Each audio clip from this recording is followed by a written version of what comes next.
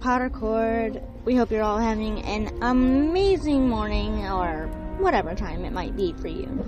Welcome to the YouTube video for the Chapter 4 episode of the Chamber of Secrets live play. And we have a lot of exciting things for this one. We've got an amazingly talented cast, and we were so hard at work getting all our recordings in, preparing new faces that you're gonna see, and everyone's very eager for you to hear what we've done. Some of them were a bit nervous, but we all got over that, and everyone was amazing. And in addition to our voice actors, we had an amazing group of artists who worked on a bunch of images to go along with this audio play. And they got it in record time. Seriously, I'm so impressed. So go ahead and watch this video, enjoy the artwork, enjoy our amazing voice actors and that I have been so privileged to work with, and let's go see what our narrator has to say. Let's recap what happened in Chapter 3. A Quidditch match ended in a shock, with Harry in the hospital wing at the hands of Professor Gilderoy Lockhart, who attempted to mend a broken arm but removed the bones instead. It was here that he was visited by Dobby during the night, who let slip that he was the one who charmed the bludger that ruined the match. They were interrupted when they discovered Colin Creevey had been found petrified. The school is now in danger of closing. A few days later, Headmaster Dumbledore enlisted Professor Lockhart to start a dueling club, which ends awkwardly for Harry. Upon Draco Malfoy summoning the snake during their duel, Harry unwittingly learns he can speak Parseltongue, or snake language, when he attempts to stop the snake from harming a fellow duelist, Justin Finch Fletchley. Because of this, and because Justin is later found petrified as well, alongside nearly headless Nick, the whole school begins to think that Harry is the heir of Slytherin. Having previously entertained the idea of brewing Polyjuice Potion to find out who the heir of Slytherin is, they engage this plan in earnest to clear Harry's name. Despite Hermione's doubts, the boy insisted on investigating Draco Malfoy. After taking the potion, the boys transformed into Draco's goons, Crabbe and Goyle, leaving the suspect Hermione behind. The pair found themselves in the Slytherin common room with Draco himself. After interrogating him, they realized that he couldn't be the heir, as his father specifically told him to stay out of it. They did learn that the last time the infamous Chamber of Secrets was opened, a student died. Quickly making their escape, after they began to turn back into themselves, they returned to Hermione and found out that instead of transforming into a female Slytherin, she has partially transformed into a cat with the mistaken hair she added into the Polyjuice Potion. Meow! Let's find out what they do with all this new information. Staggering under the weight of the library books in their arms, Harry and Ron make their way to Hermione's bed, which is covered in books. Oh, good. Put us anywhere. They look, but there is no anywhere, so they just drop them. When Pince asked that we would relay a message to Hermione, she'd appreciate it if you'd leave a few books for the rest of the school. I've got to keep up, haven't I? Just then, Hermione's tail twitches into view. Is that thing ever going away? Any day now, according to Madame Pomfrey. I'm just thankful I've stopped carving up Phobos. We all are, believe me. Now, what about the Gem of Secrets? Any new dates? Nothing. And it hasn't gotten any better? I mean, is anyone speaking to you? Never asked me to borrow a tub one for potions yesterday. I suppose that's something. Ron takes a get well card from under Hermione's pillow. Miss Granger, wishing you a speedy recovery from your concerned teacher Gilderoy Lockhart. You sleep with this under your pillow? Of course not. I don't know how that got there. Now go. I still have 600 pages to read in Transformation Through the Ages. Moments later in the second floor corridor, Harry and Ron mount the stairs and emerge. I know Hermione's mental, but I can't believe she falls for that smarmy nonsense of Lockhart's. They stop and look down. A great flood of water streams from the girls' bathroom. From within, Myrtle can be heard moaning. Ugh, looks like Myrtle's flooded the bathroom. As Harry squashes off toward the bathroom, Ron steps lightly. Yuck. Inside the bathroom, huge, racking moans echo off the dreary tile. All the taps are running, streaming like tiny waterfalls. As Harry and Ron step to the last cubicle, Myrtle spins accusingly. Come to throw something else at me. Why would I throw something at you? Don't toss me. Here I am, minding my own business. And someone think it's funny to throw a book at me. It can't hurt if someone throws something at you. I mean, it's just go right through you, wouldn't it? Oh, sure. Let's all throw books at Myrtle because she can't feel it. 10 points if you get it through her stomach, 50 points if it goes through her head. Who threw it at you anyway? I don't know. I didn't see them. I was just sitting in a U-bend, thinking about death, and it fell through the top of my head. Harry sees a small black book on the floor and picks it up. 50 points if you can get it through her nose. I heard that. Harry and Ron dash out of the bathroom. Harry examines the book as he and Ron walk down the corridor. This is a diary. And it's old. It's a diary. It's old. And was most recently in the toilet, Harry. Harry starts to open it when Ron grabs his hand. Are you mad? That could be cursed. Dad once told me I bought a book the ministry confiscated that burnt the eyes out of anyone who tried to read it. I'll take my chances. Ah! My eyes! My eyes! Ron freezes, terrified, when Harry grins, ending the ruse. At the end of the corridor, Ginny stands, looking from the diary to Harry, utter terror on her face. Then she dashes off. Ginny! I was only joking! Ah, brilliant. Even your sister thinks I'm the monster now. Who doesn't? Ron frowns suddenly. On the first page on the diary, embossed letters spell out a name. Tom Marvolo Riddle. Tom Marvolo Riddle? Hang on, I know that name. Of course. At night I had detention. My job was to polish the silver in the trophy room. I remember because I kept burping stocks all over Tom Riddle's trophy. I must have wiped slime off his name for an hour. Harry fans the pages, but they're empty. That's odd. You never wrote it in it. Later that night, Harry sits with Hermione in the hospital wing. In the moonlit room, Hermione studies the diary. A gold embossed address on the back reads, Wax Flatters Booksellers, 422 Vauxhall Road. Tom Riddle. And Ron said he won an award 50 years ago. Special services to the school or something. 50 years ago? You sure? Yes. Why? Don't you remember what Martha told you? The last time the Chamber of Secrets was opened was 50 years ago. That means... Tom Riddle was here at Hogwarts when it happened. What if he wrote about what he saw? It's possible he knew where the chamber was, how to open it, even what sort of creature lives in it. If so, whoever's behind the text this time wouldn't want a diary like this lying around, would they? That's a brilliant theory, Hermione. With just one tiny little flaw. There's nothing written in this diary. It might be invisible ink. Apparegium. She taps the diary 3 times, but nothing happens. The pages remain blank. She frowns and passes the book back to Harry. I don't know, Harry, but I think you should be careful with this. Something tells me Ron might be right. It could be dangerous. You don't think I'm dangerous, do you, Hermione? I mean, you scared. Me. I'm scared, Harry, but not of you. Later that night in the Gryffindor dormitory, we see that Seamus, Neville, Ron, and Dean are sleeping in their beds.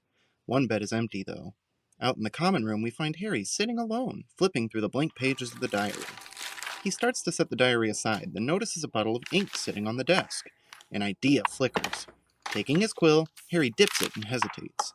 As he does, a drop of ink hangs, suspended like a tear, and then drops.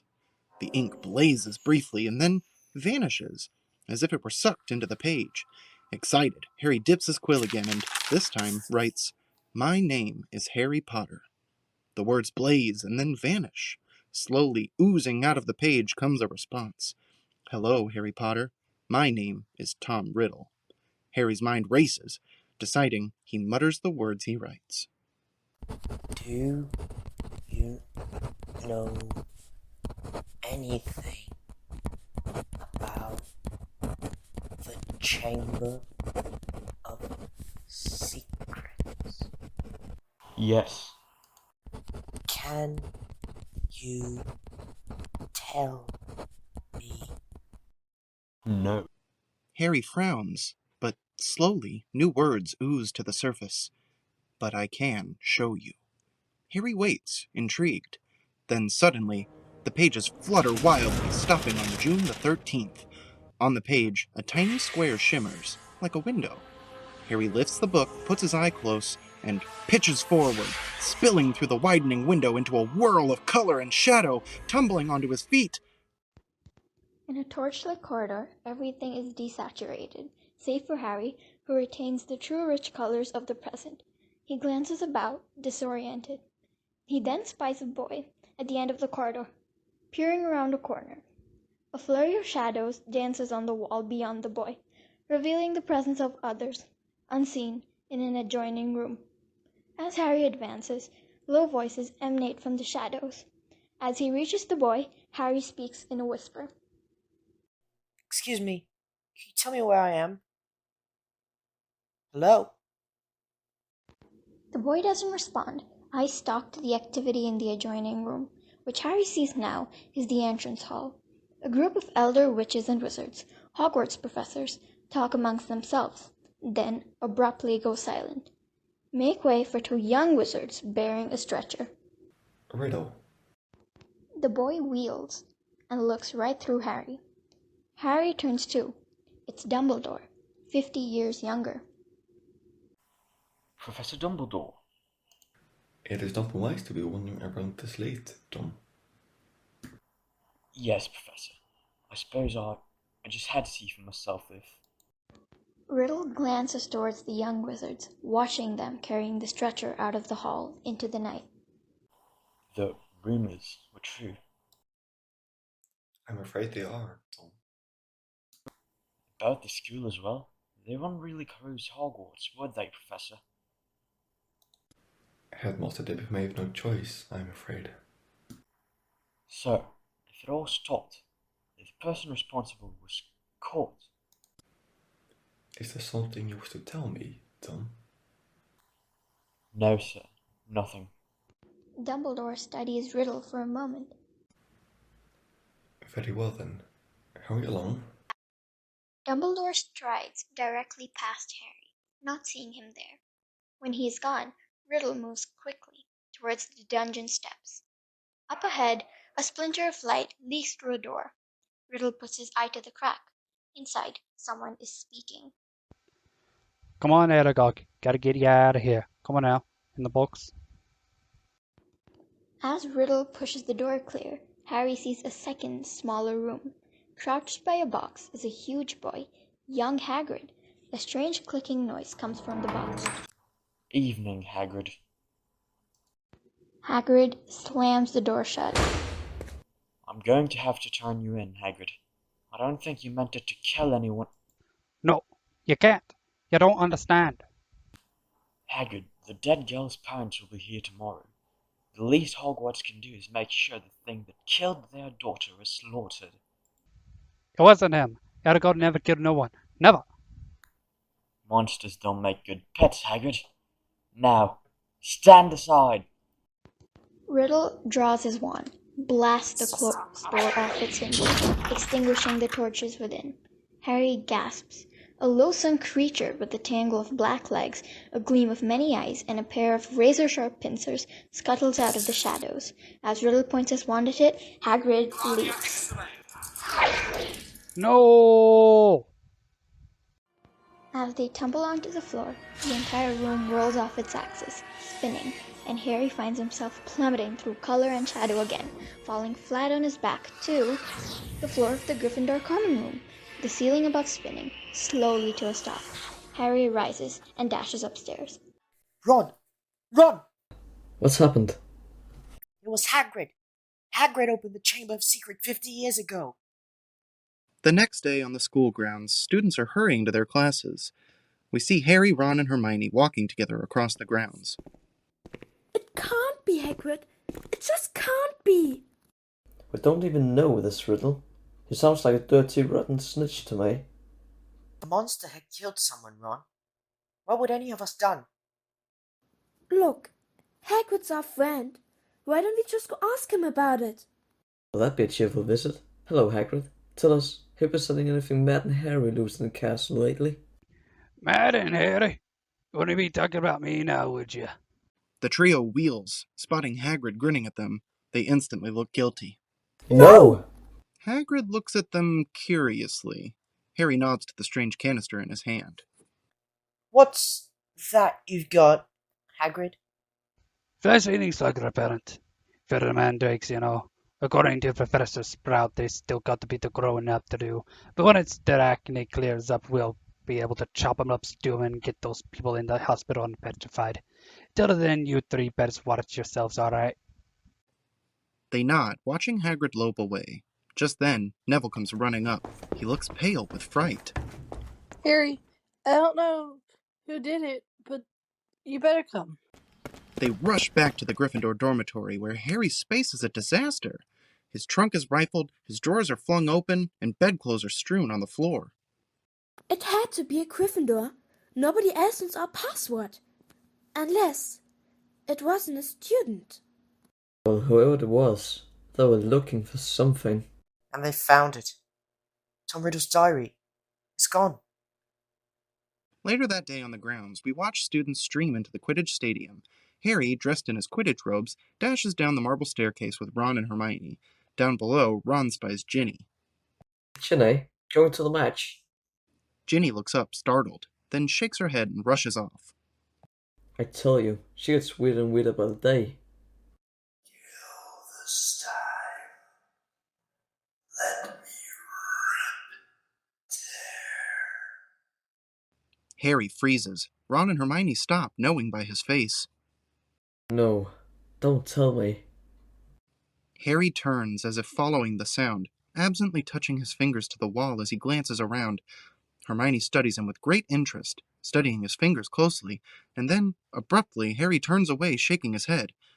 It's gone. Hermione looks up, eyes vaguely upon Harry, but her mind miles away.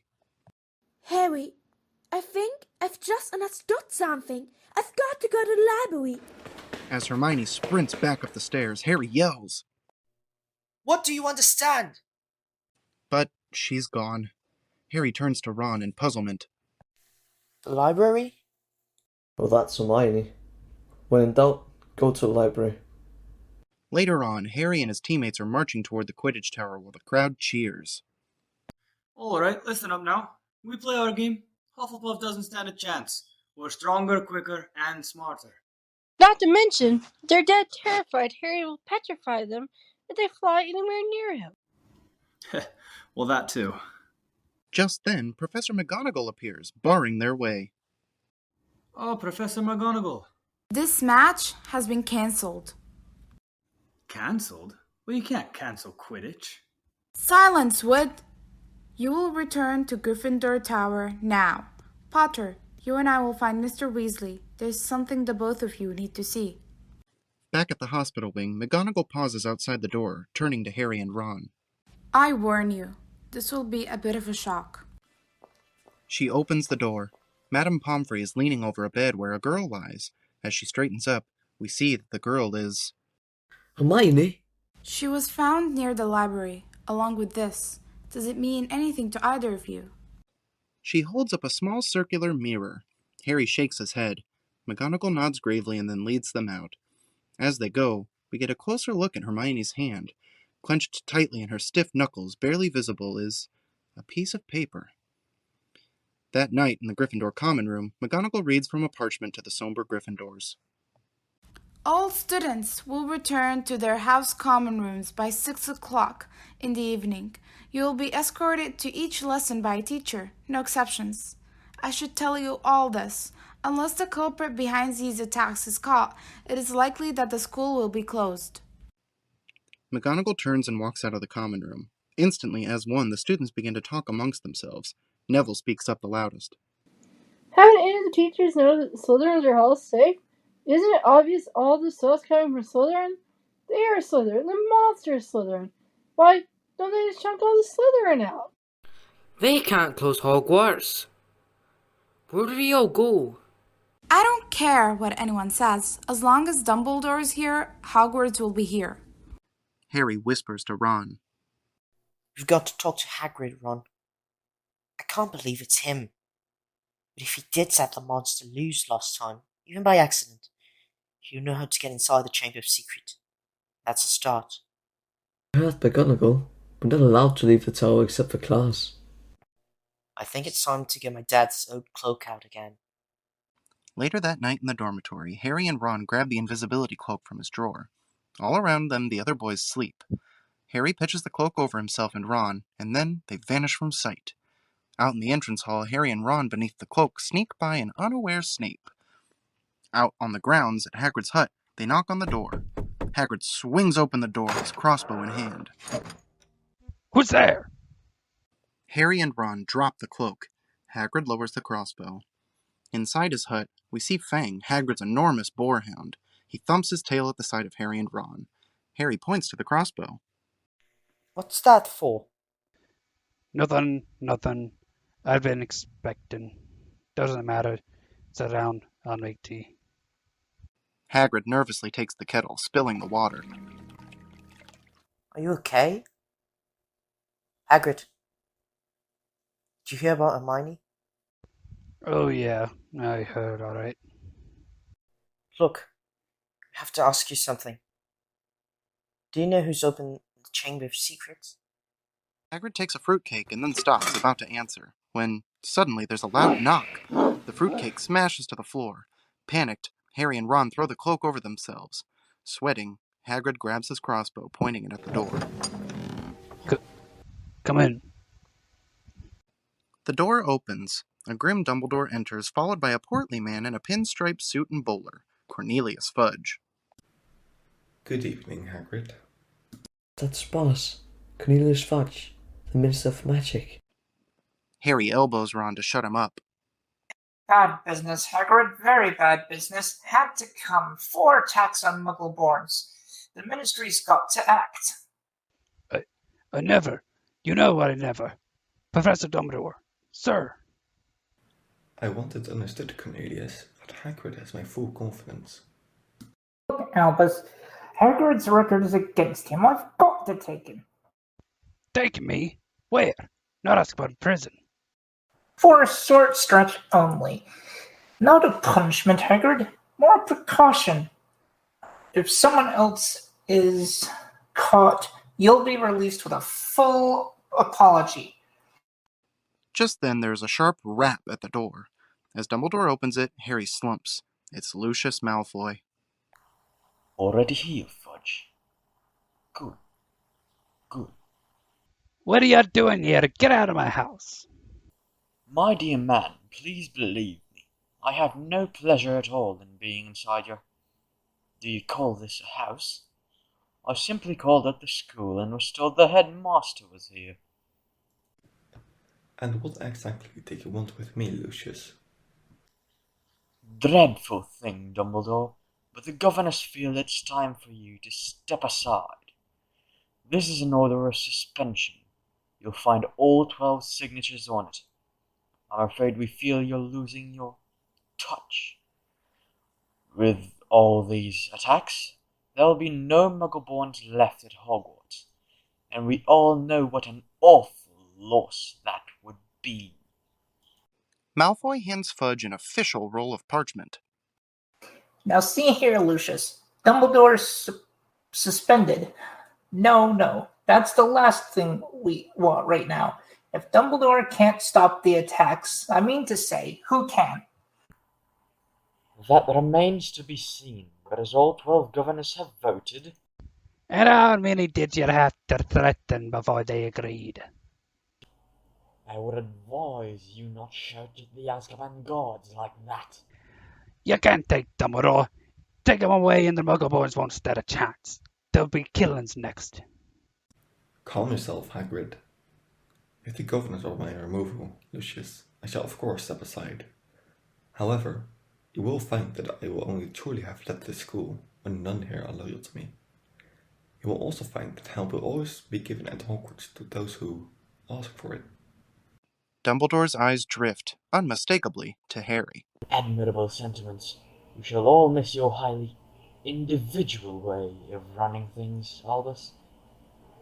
And only hope your successor will manage to prevent any more, killings.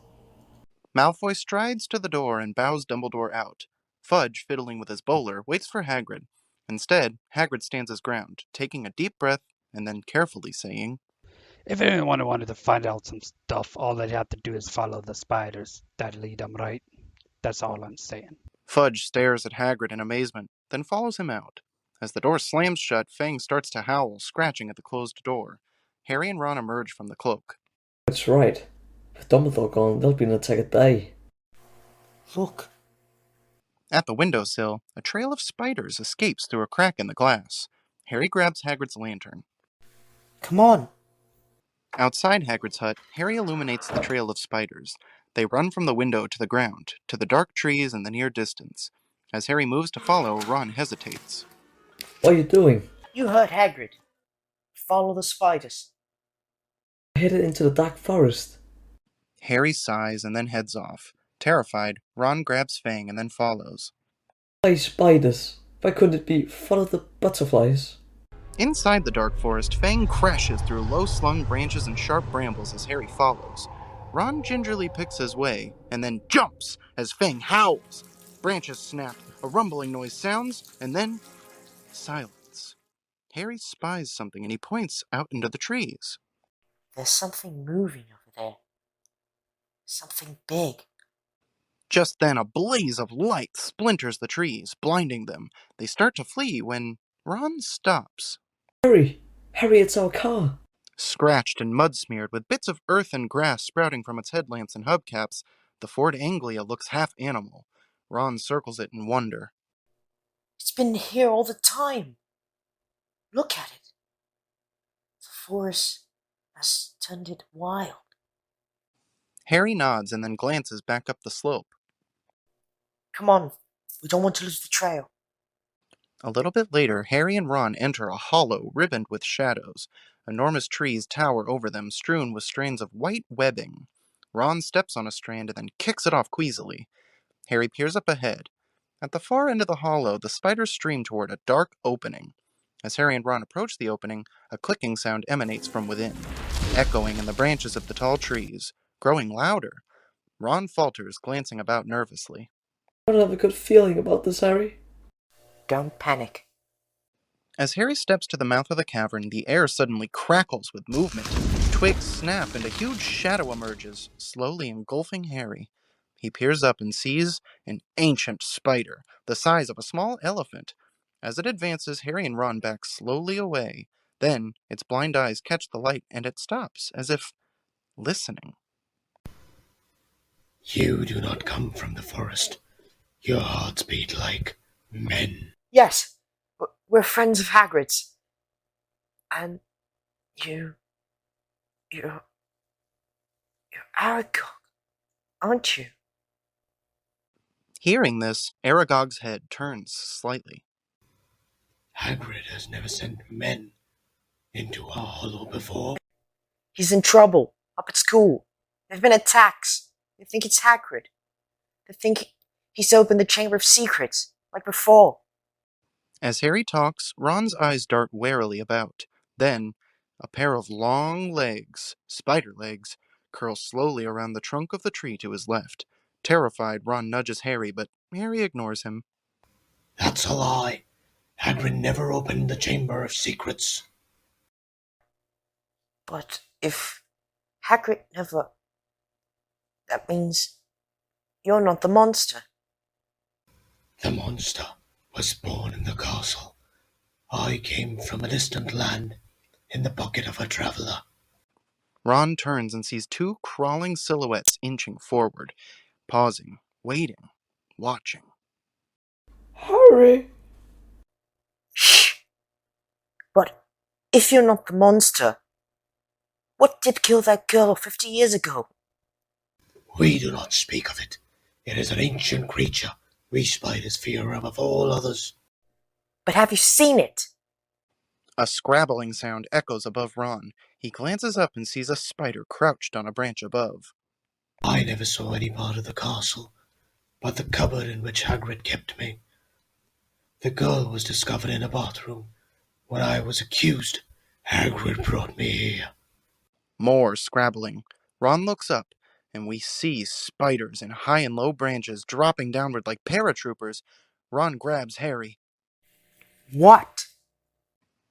Ron points, and Harry looks before paling. He slowly turns back to Aragog. Well, thank you. Well, just go. Go? I think not. My sons and daughters do not harm Hagrid on my command.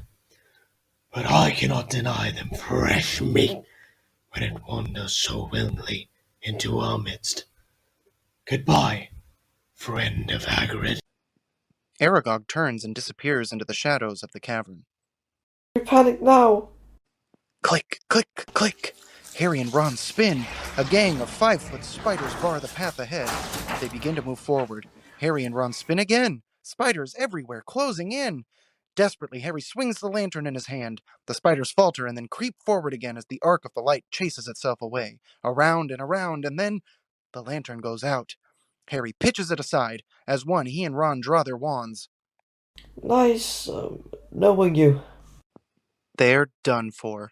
Fang whimpers. The spiders draw closer, clicking feverishly when a long, loud horn bleats. Seconds later, a blaze of light ignites the hollow, and the Ford Anglia comes thundering over the rim and down the slope, knocking spiders out of its path. As it screeches to a halt, the doors fling open. Let's go! Harry, Ron, and Fang leap inside. Ron shifts frantically. A spider appears at Harry's open window. The windows! Roll up the windows! Can't! It's stuck! Just then, a hairy leg reaches through Ron's window. Instantly, Ron hits the gas, throwing the car into reverse. Spiders scatter, but the two clinging to the side windows hold tight. As the car zooms backward out of the hollow, Harry rolls his window tight, snapping off his spider's legs. In another part of the forest, the Anglia jets out of the hollow, landing with a thud. Harry turns. The other spider is pulling Ron from the car. Harry points his wand, utters a spell, and a blinding flash of white light blasts the spider into the shadows, whipping past. Thanks for that. Don't mention it. They stop and both hear it, a distant clicking. As the car flies over a ridge, they see them, a sea of spiders heading straight for them like a herd of raging wildebeest. Ron puts his foot to the floor, spinning the wheel and sending the car sliding away. The spiders stampede after. The Anglia slaloms through the forest, skimming past trees as the spiders charge after. Harry peers ahead, seeing an area of fallen trees. There's an opening, one narrow escape route. That way! It's the only way out. Hurry! They're catching up! Ron jams the accelerator just as a giant tarantula drops in front of the escape route. Harry and Ron are as good as dead. Can you get us in the air? Flank is jammed. The spiders draw closer. The tarantula waits ahead.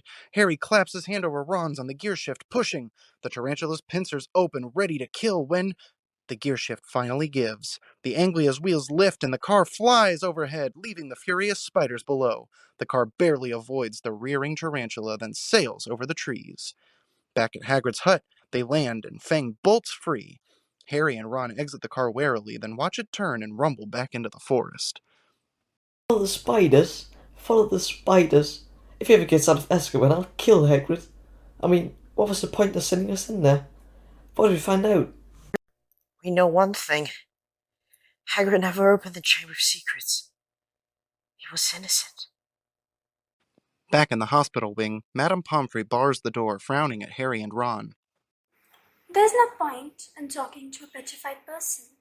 She won't hear a word you're saying. Ron shifts uncomfortably. We know that, Madame Pomfrey. It's just, well, you see, we thought maybe we could be with her for a bit. She's our friend, you see, and even if she can't hear us, it can't hurt, can it? A glint of sympathy flickers in Pomfrey's eyes. Oh, very well then, but be quick about it. As Madame Pomfrey leaves, the boys step up to Hermione's bed. Absently, Ron picks up the circular mirror that lies on the nightstand. He eyes Lockhart's Get Well card. You don't think Lockhart could be the elf Slytherin, do you? Right. Forget I said it. Harry studies Hermione's face. Wish you were here, Hermione. We need you. Now more than ever. Just then, the mirror in Ron's hand catches the late afternoon sunlight and casts a jagged flame across Hermione's hand. Harry watches the light dance over her fingers and then looks a little bit closer. He finally sees the paper clutched there. In the corridor at dusk later, Harry and Ron duck into an alcove, taking out the crumpled paper, which we see now is torn from a library book. Of the many fearsome beasts that roam our land, none is more deadly than the basilisk. Capable of living out hundreds of years, instant death awaits any who meets this giant serpent's eye. Spiders flee before it, and only the crowing of a rooster can kill it. Ron, that's it! The monster in the Chamber of Secrets is a basilisk. That's why I can hear it speak. It's a snake. It kills by looking people in the eye. Why is it no one's dead? Harry frowns, contemplating this, then catches he and Ron's reflection in the window opposite. He mutters softly. Because no one did look it in the eyes. Not directly, at least. Colin saw it through his camera. Justin must have seen the basilisk through a nearly headless stick. Nick got the full blast of it, and he's a ghost. He couldn't die again. And Hermione had the mirror. I bet you anything she was using it to look around corners in case he came along. Mrs. Norris, I'm pretty sure she didn't have a camera or a mirror, Harry. The water. There was water on the floor that night. She only saw the basilisk's reflection. The crowing of a rooster is fatal to it. That's why Hagrid's roosters were killed. Spiders flee before it. It all fits. How's the basilisk been getting around? A dirty great snake. Someone would have seen. Hermione answered that too. Harry points. Scribbled in Hermione's handwriting is one word. Pipes. Pipes. It's used in the plumbing. Remember what Aragog said about that girl 50 years ago? She died in a bathroom. What if she never left? Morning, Rattle. And that's a wrap. Thank you guys very much for tuning in to the next episode of Pottertube. And we will see you in a few weeks for the next episode of the Chamber of Secrets audio play, Chapter 5. So stay tuned for that, everyone. And thank you all for enjoying.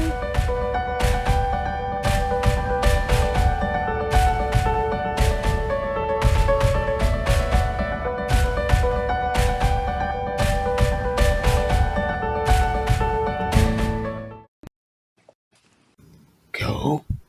I think not. My sons and Hagrid's do not harm daughters on my command.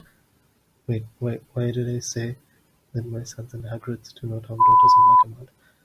They rush back to the Gryffindor dormitory where Harry's space is a disaster.